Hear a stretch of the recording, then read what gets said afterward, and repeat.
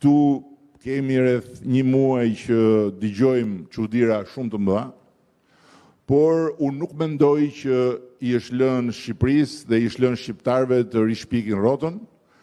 Nuk mendoj që Shqipëria dhe shqiptarët kanë etje apo kanë uri për një tjetër eksperiment social dhe ideologjik se i kemi provuar në të shkuarën.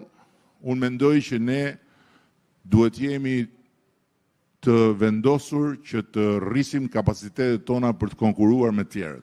Dhe nëse të gjitha vendet, të gjitha shtetet, shtete demokratike, mbretëri, autokraci, diktatura, çfarë të doni ju, të gjitha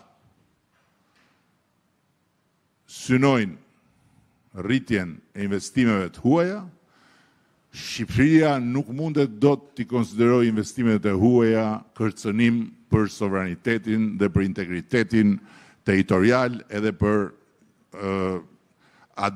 advetarin dhe patriotizëm nuk është të refuzosh investimet e huaja.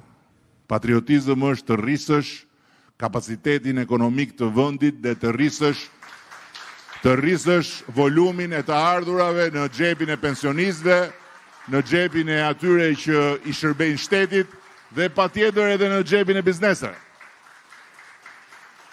Patriotizëm nuk është të mjaftohesh me çfarë është arritur sot, se nëse Shqipëria do mjaftohet me turizmin që ka arritur sot, Shqipëria do të bjeri në një